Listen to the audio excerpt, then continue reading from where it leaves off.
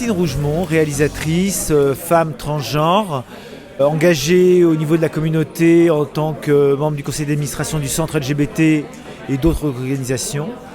Là, je vais vous parler un peu de l'association des journalistes LGBT, qui est une association fondée en 2013, notamment par Alice Coffin, dont on a entendu parler médiatiquement ces derniers temps parce qu'elle s'est présentée au poste d'adjoint à la mairie de Paris. Et elle a sorti un bouquin sur le génie lesbien. C'est une prise de conscience des journalistes LGBT de la nécessité d'une organisation qui leur soit propre. C'est arrivé au moment de la Manif pour tous. Et cette association permet de faire de la veille médiatique, c'est-à-dire de voir comment on parle de la communauté et comment on peut essayer de changer les choses au niveau des médias quand on parle de la communauté LGBTQI+. On est environ une centaine. Certains sont connus, d'autres sont pas connus.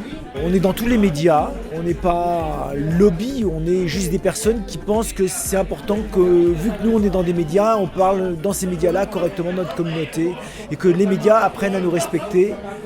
Et donc voilà, on a cette veille médiatique que l'on fait. On a aussi créé un festival qui s'appelle les Outdoors. Je suis assez fière de présenter des prix aux gens qui rendent la visibilité aux personnes issues de la communauté LGBTQ. On récompense les personnes qui parlent correctement de la communauté ou qui font des choses intéressantes pour la communauté dans les médias. Oui, je passe à la radio, oui, je passe à la télé, puis on m'utilise un petit peu dans plein de médias pour dire « Regardez, c'est bon, il y a un homosexuel avec une perruque, tout est réglé, tout va mieux ». C'est faux, c'est pas du tout vrai. On fait de la formation en école de journalisme également, ce qui est très important, c'est-à-dire qu'on apporte aux jeunes étudiants en journalisme une manière d'approcher la communauté LGBT qui va leur permettre de mieux travailler dans leur activité future de journaliste professionnel. Ce qui serait important, c'est qu'il y ait un jour plus besoin qu'on existe, en fait. C'est-à-dire qu'il y ait une telle prise de conscience que ce soit normal que des journalistes parlent correctement de la communauté LGBT, comme on doit parler correctement des personnes handicapées, comme on doit parler correctement de tout le monde. Il y a encore trop de médias qui ne parlent pas correctement des minorités, qui sont finalement pas tant des minorités que ça. On a au niveau de la JL édité une charte, la charte de la JL qui donne les bonnes attitudes à avoir quand on travaille dans les médias par rapport à la communauté LGBT. Ce qu'on aimerait, c'est que tout le monde la signe, et on aimerait surtout que ceux qui l'ont signée la respectent tout le temps.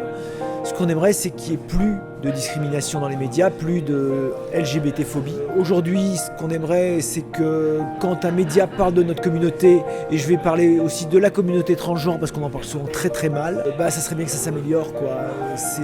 Et ça, il n'y a qu'une chose qui le fait, c'est la formation.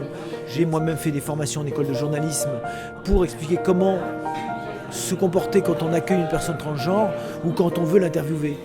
Comment avoir une attitude qui soit respectueuse. Et qui implique notamment de lui demander comment elle souhaite être appelée. Parce que c'est le minimum. On n'attend pas des choses extraordinaires des gens. On attend juste le respect.